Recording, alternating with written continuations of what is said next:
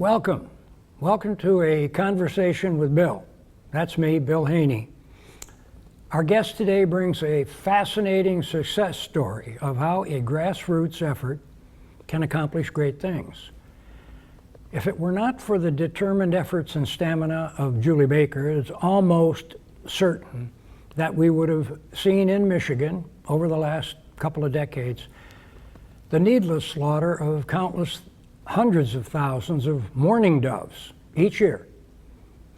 And most recently, another traditionally protected non-game bird, the sandhill crane, has been thrust into the public and political arena and the possible crosshairs of recreational shooters. Julie founded the Songbird Protection Coalition 19 years ago. It's an all-grassroots effort with diverse participants, including advocates for animals, avid hunters, bird hobbyists, environmentalists, falconers, farmers, kids, wildlife rehabilitators, and most of all, average citizens. The SPC was founded in January 2000 after a close but failed attempt to create a shooting season on mourning doves.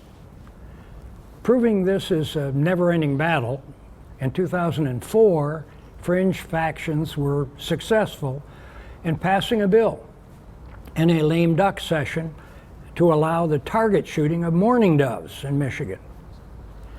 Julie's mission is unchanged from the day she founded SPC, and that is to keep traditional protections in place for non-game, native wild birds in Michigan.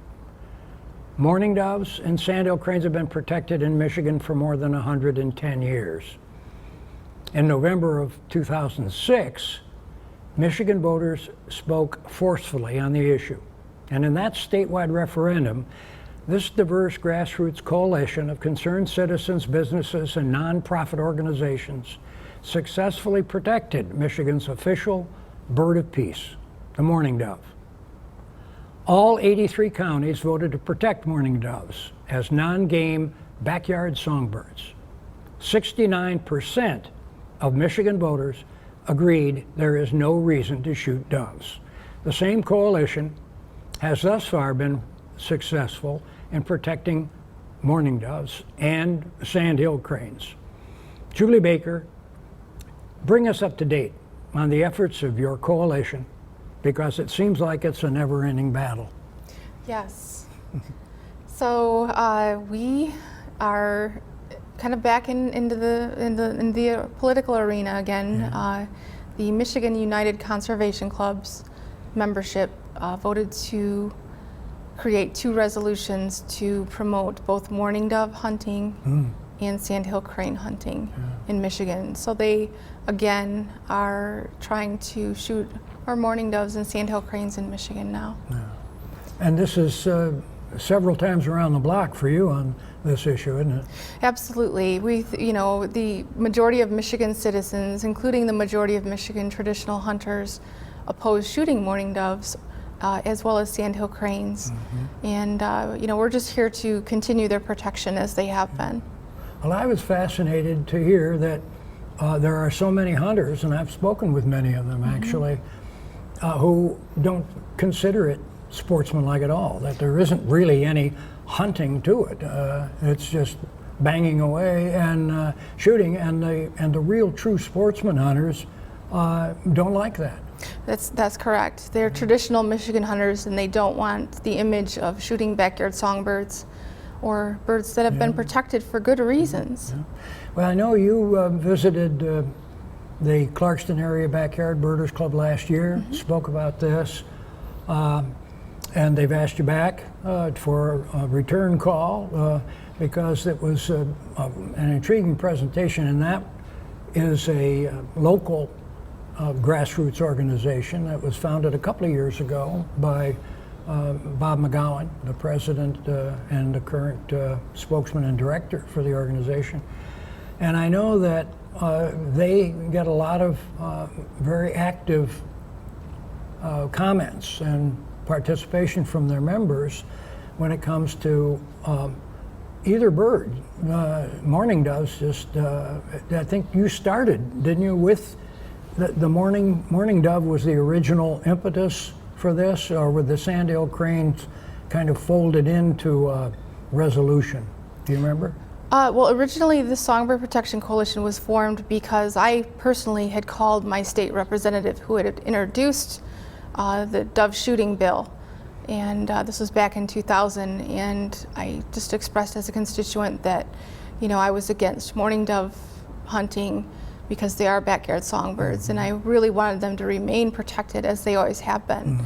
And I was promptly told it didn't matter what I wanted, that Representative Tabor wanted to shoot mourning doves. Wow. And, that's what prompted me to bring other people together in a grassroots way to, go door to door and talk with their neighbors and find out, if they would be willing to participate in protecting the mourning dove as a songbird. And how has the organization grown over the years, or has it grown? Oh yeah, yeah. In 2004, a bill was passed to shoot mourning doves in Michigan, and that's when people really came. They had tried to stop it with phone calls to their legislators, but unfortunately, their legislators did not represent them. So that's when we formed the coalition to bring it to the ballot, to the voters. And like you said earlier, the majority of Michigan citizens, it was a landslide vote, 69% voted to protect mourning doves, to continue that protection. It is frustrating when the people speak loudly and clearly of their preferences on something, and then it gets discounted or ignored. Yeah, it's really disrespectful for any organization to pass resolutions knowing that those resolutions would go against the will of Michigan voters. Now, what about the population of sandhill cranes in Michigan?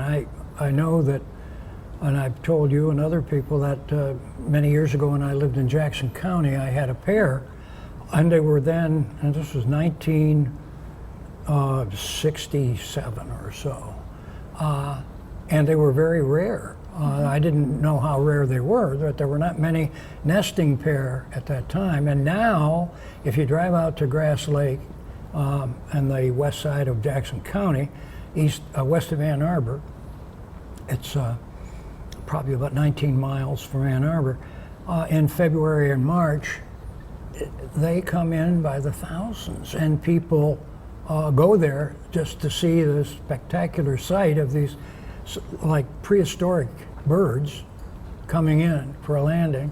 But the Michigan population had been dwindled down, hadn't it, to just a few dozen? Yeah. So around 24 birds here in Michigan, they were hunted, and their habitat was taken over by human conversion to primarily farming, wetlands drained. So the sandhill crane, the eastern population, was reduced to around 50 breeding pair in about 3 states. And then Michigan harbored about 25 pair approximately. And those few birds were fragmented, which meant they were kind of spread all over the state. But that also helped to preserve some of their genetic diversity. Because cranes, even today, one sandhill crane from another will vary significantly genetically within even 60 miles of each other because of the fragmentation. So they're now starting to, mix their genes up a little bit because they're more common now. And, they went through what's called a genetic bottleneck. So it can hurt a population on long-term survival. Okay. So the Michigan population is genetically different from the hundreds of thousands that are flying out in Nebraska and other places. Is that right? Yes. We have the eastern we're in the eastern flyway, and there are 6 subspecies of sandhill crane, and we have one species which I believe is actually the largest of the 6. Okay. And are they vulnerable then when they migrate? I recently heard that one of the southern states had just approved a season game season. I don't know the details of it, but are our Michigan birds vulnerable then as they migrate? They are, because there are 3 states now in the Eastern Flyway that allow the shooting of sandhill cranes for recreation. And those 3 states are Kentucky, Tennessee, and now Alabama is the first year, is this year. So what's happening is what they had done with the mourning dove, which is to go state by state and try to convert the non-shooting states to shooting states. And Now, did that happen previously with mourning doves? yes, it did. And so mourning doves have a game season in some of the southern states? Yeah, mourning doves were also traditionally protected in more states than they are now. And many states do not have what Michigan has, which is the right to a referendum. Our forefathers thought through what can happen in politics and how voters can be ignored by politicians. And they made sure to put it in our Constitution that we had the right to vote on any piece of legislation that was passed by the legislature, to where we could collect signatures from other Michigan voters to put something on the statewide ballot to where the citizens of the state of Michigan could decide. But can those that want to have a season, can they do an end run anyway and get some kind of a season? Yes, they can. And that's by attaching an appropriation to a bill. So, say for example, they introduced a bill to hunt mourning doves and to consider them a game bird. What they could do is attach $1,000, $1 million appropriation, and that would be what's called referendum proof, which means we could not put it on the ballot at that time. That does seem like an end run of the will of the people. Do you feel that the prospects are better or worse now than they were for you when you launched this 19 years ago to protect? Are the prospects better to protect the doves and the sandhill cranes? Well, we have the vote now, which is significant because all 83 Michigan counties voted to protect mourning doves in the state. So we have that vote to show lawmakers, and if they choose to not represent their constituents again, then they can't say, well, we don't know, because we do know. Yeah, I did some checking into this myself after you spoke the last time and found just how much misinformation there is out there, that people that are in favor of having a season put it out, people accept it without questioning it. For example, the damage done to crops. Now, some will make it sound as though this is catastrophic, it's driving our farmers out of business, when in reality it's minuscule. And in many farmers that I've spoken with myself, and I live in farm country, know that it's trivial and that there's hardly any activity that is really seriously damaging to crops from sandhill cranes or mourning doves. For that matter. Mourning doves are known as the farmer's friend, so they eat a lot of pest weed seeds. Yeah. And no one is suggesting there's any overpopulation of mourning doves, really, or sandhill cranes. Sandhill cranes, in the first usually 3 weeks of this planting season, as corn is sprouting, if it's near prime wetlands, they can eat the kernels of the corn. But there's definitely several measures to prevent that from happening. One of the most effective is what's called Avipel Shield. And that's a coating that they put on the seed which protects the seed from cranes, turkeys, crows, chipmunk, rabbits, because it tastes bitter. It tastes like fruit tastes before it's ripe, so it's that bitter taste. I wished I'd known about this a few weeks ago, because I plant sweet corn and have forever. And I had 200 beautiful stalks of Silver Queen, a white corn, and Honey and Cream, a bicolor, about a week away from peak ripeness.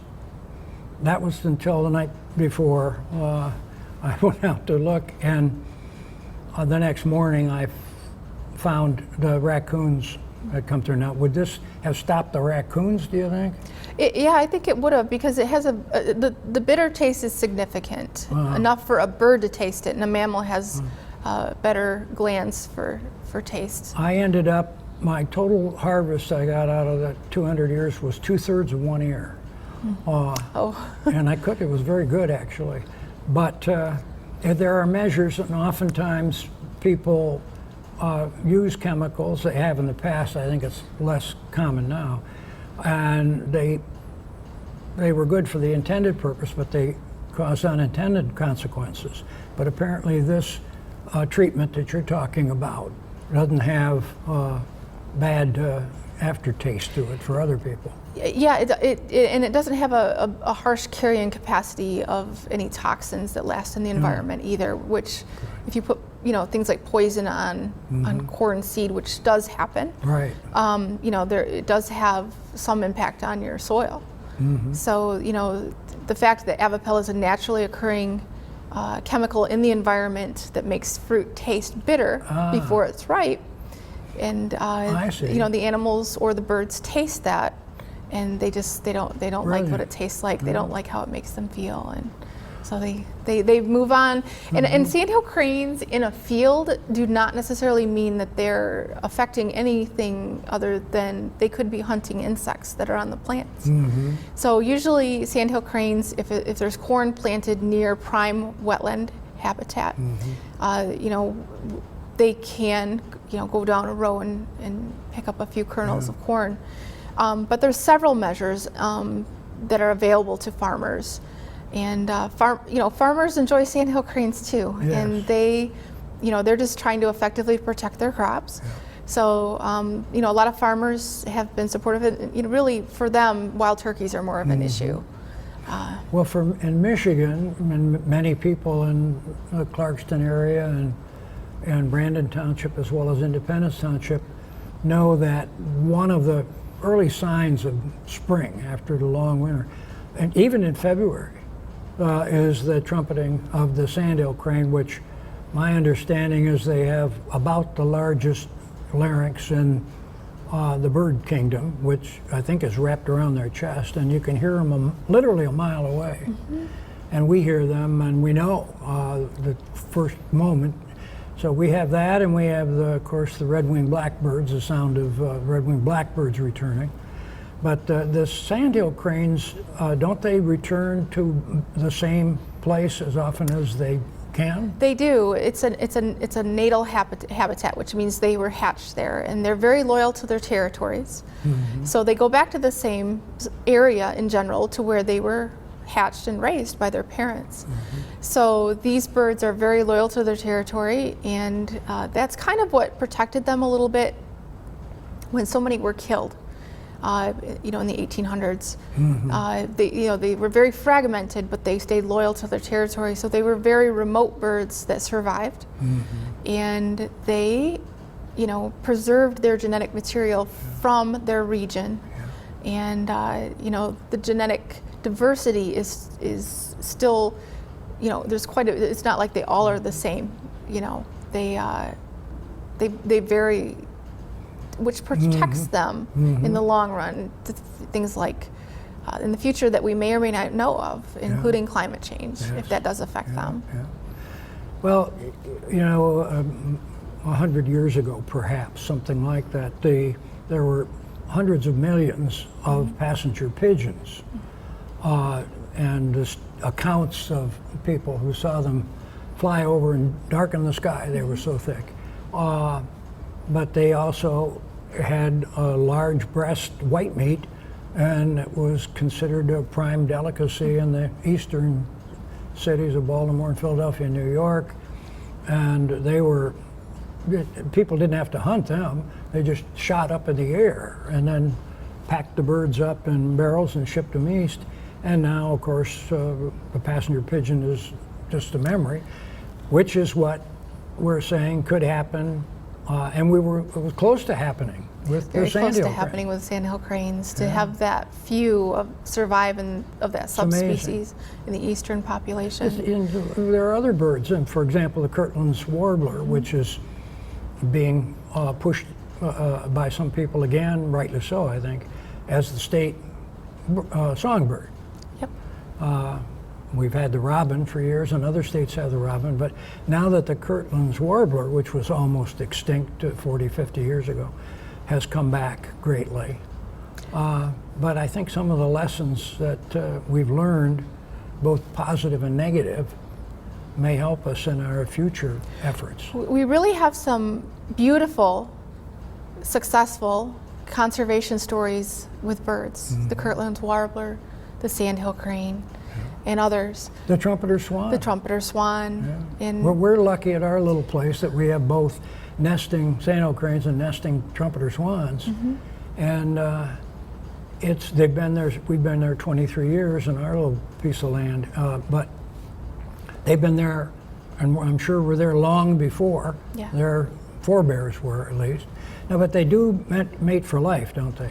Sandhill crane and mourning doves do mate for life. Yes, they do. That's why we will see an odd number. For example, when the little groups start gathering together for migration, we will frequently see 15, 17, an odd number.